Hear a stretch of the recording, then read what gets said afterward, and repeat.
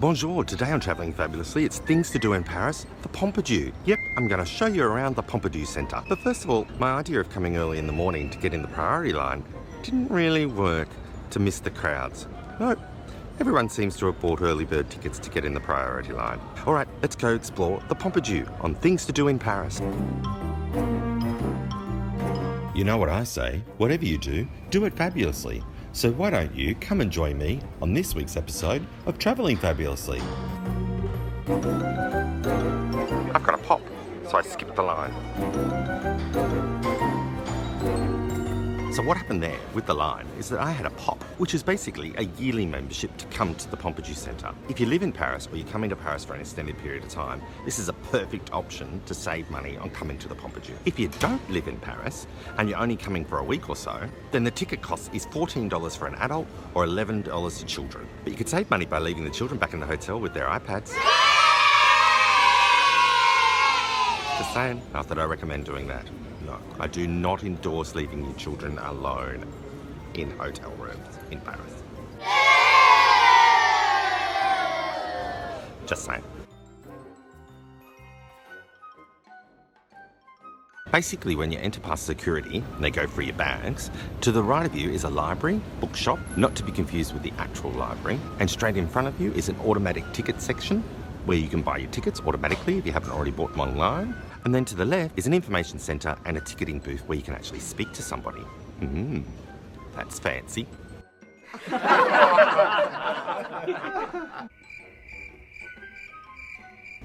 There's 4 gallery sections to the actual Pompidou, as well as a library, not to be confused with the library on the first floor when you enter in, but an actually public library. The public library is where I regularly go to do work. It's fabulous. It's air-conditioned. They've got over 1,000 Wi-Fi spots, nearly 300 odd computers. There's a DVD movie watching area, as well as a music CD area where you can listen to music. The actual public library is over 3 levels, so there's ample space to read a book, or take your laptop and sit down and do some work with about 2,000 other people. It's sort of like a cosy co-working space.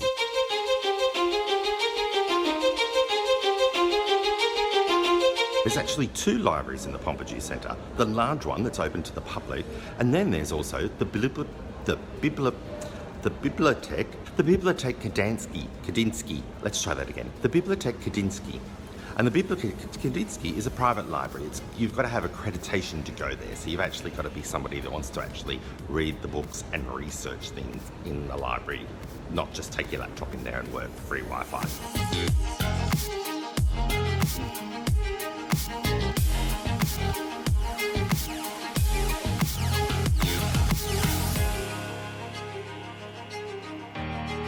All right, let's go check out the Georges Pompidou Centre, otherwise known as the Pompidou.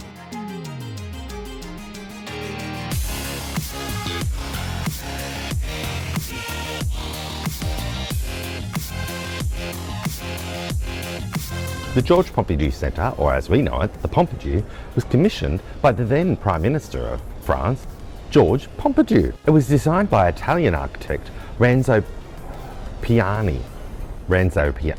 Piano, and was completed in 1977. The Pompidou is also known as the richest modern art gallery in the world because of the value of all of the modern art that it owns. The outside of the building itself is actually colour-coded. Yep, that's right, colour-coded. Red is for all the fire extinguishers, yellow for the electric cables, blue is for the climatisations, and what's the upper one? Red, yellow, blue, green. Green is for all the water. Did I get that right? Pretty sure I did. Hopefully I did.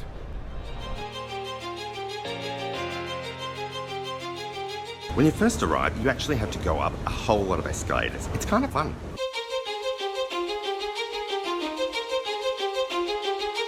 As you keep on going further and further up, the better the view gets.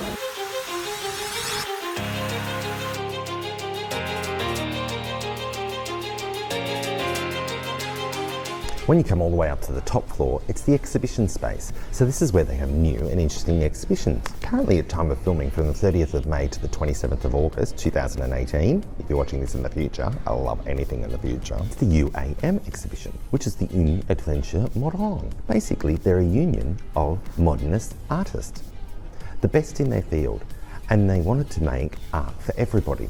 So they wanted to put basically beauty and art into everyday items and make them affordable for everybody. That's fabulous. What a great thing to want. So basically within the international art scene, the UAM emerged as dynamic, committed embodiment of the avant-garde that was truly French. At least that's what the brochure says.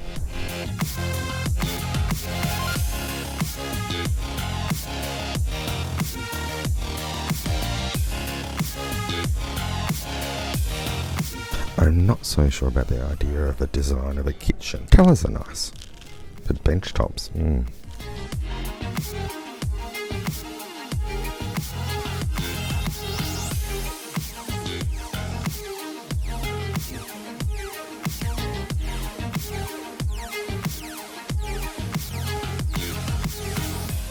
Unfortunately, when I mention co-working spaces, this is not the kind of desk that they allow you to sit at with your laptop and work from. Next we head downstairs to the modern art. I'm so thrilled.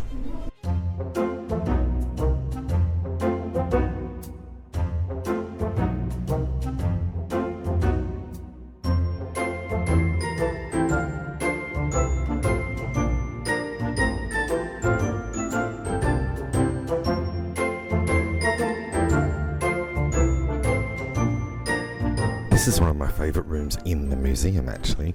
I love the way that the artworks on the wall are sort of like the artworks are on the wall. Does that make sense? It does in my mind.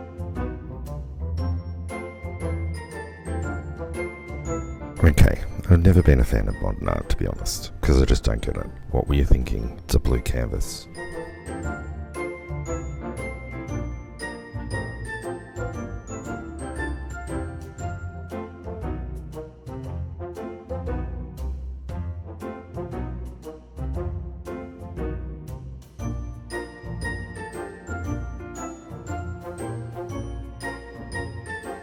Although the line seemed really huge out the front, there's actually not a lot of people in here, which is fantastic. So I highly recommend coming early.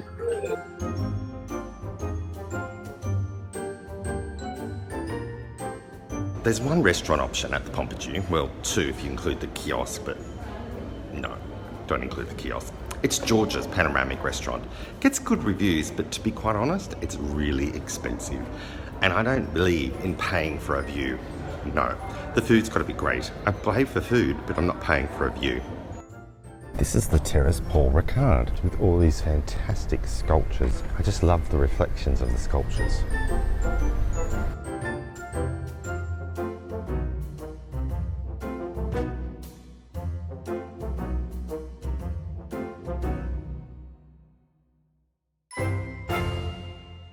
So I hope you've enjoyed this episode of Travelling Fabulously and Things to Do in Paris, the Pompidou Centre. If you like this video, press the like button and leave a comment down below. Good ones, I hope. If you don't like it, then, you know, hopefully I can please you next time. Subscribe and press the bell notification, and that way you'll get an email every time I release a new video. I should work out ways of getting emails for other things that I release. Too much information. And as I say, whatever you do, make sure you do it fabulously. See you next week for more Travelling Fabulously. You know what I say, whatever you do it fabulously. So why not join me on Travelling Fabulously?